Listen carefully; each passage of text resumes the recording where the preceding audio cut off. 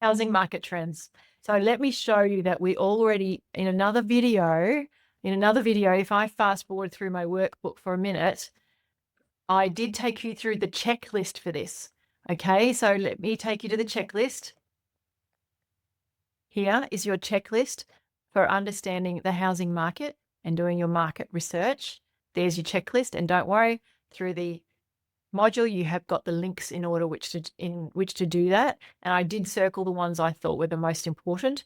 And then we go back to here, and this is me just explaining it in another way in case you wanted to read a little bit more about those. So if you know what the market's doing, you can make smarter decisions. These provide a comprehensive view of the housing market, helping home buyers make informed decisions about when and where to purchase your home. Now, when and where is an interesting one. If you're a property investor, the when and where will be completely driven by numbers. It's a strategy to purchase assets to make money. And so they will look all over Australia for a market where it's turning, the prices are about to start growing, and the timing's right. And they look for locations where that's happening, as well as a heap of other factors. We're not talking about investment here. We're talking about buying a home.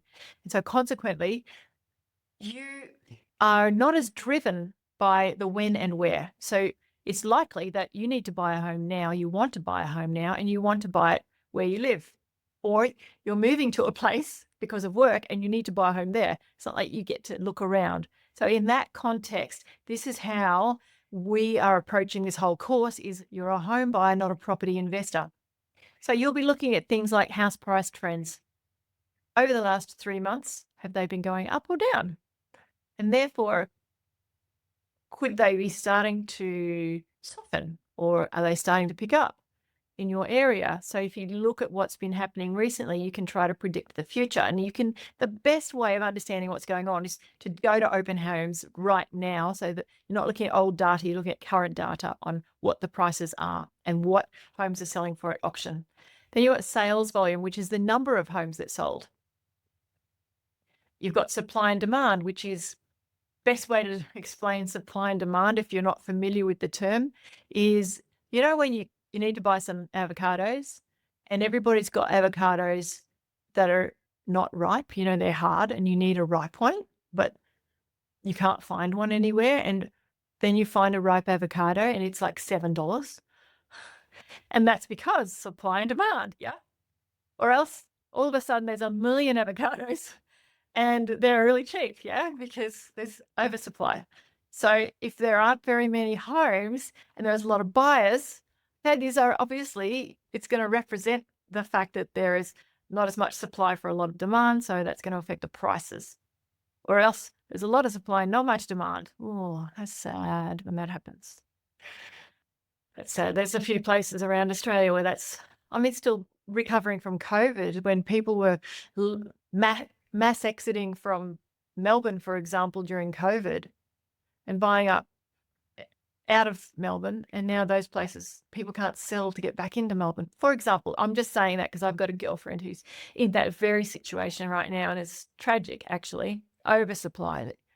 There are so many homes selling for sale where she lives and she can't sell. And neither can anybody else because there's just oversupply. That's at St Leonard's in Victoria, south of Geelong. Anyway, I digress again. Sorry. Days on market. Did we talk about that one just now? Yes. Days on market is the average number of days a property stays on the market. So that place, St Leonard's, I was talking about, who's got that oversupply, the houses are on the market for months in some cases, okay? Whereas in a hot market in Brisbane, they're on the market for less than a month. So basically it's a buyer's market if it's, say, 3 months or more. It's a seller's market if it's less than a month, is the average time it takes to sell a home. And somewhere in between, it's a bit of a balanced market between 1 month and 3 months. That's a bit of a rule of thumb. And median home prices. So it's a more accurate picture of the market than average prices. which can be skewed by extreme values. So basically they get the top and the bottom and they just find the middle price, and that's the median home price. Price reductions, also known as vendor discounting. So you might notice that, gee, there's been a few homes that have had, like, they were on the market for a month and now they've taken $50,000 off of their price. And that's happened with 3 homes just in the last couple of months. That's interesting. Or it might be that the auction clearance rate is not as strong as it was 3 months ago. That's interesting too. So maybe the sellers had a higher reserve and the market is softening, and so they didn't meet the reserve. Maybe the market's... So being aware of those is important, and I would encourage you to become familiar with that information. And of course, in this workbook, we have many links where you can find data about that in your area. So let me take you to that now just so you can see it. Here we go. So these are free reports. The area at the top is where a couple of recommended reports where you can find information like that, free reports. There's market research and location research. And then we've also got on the next page some paid reports. The free reports are very good though. Have a look. Have a look at the other videos. Very pleased that you watched this video and you now know more about... Sorry, I'm making you dizzy, aren't I? Making you more aware of the housing market trends and why it's important to have some comprehension of this, because it will help you with your negotiating. You can say to the sales agent, I've noticed prices are softening.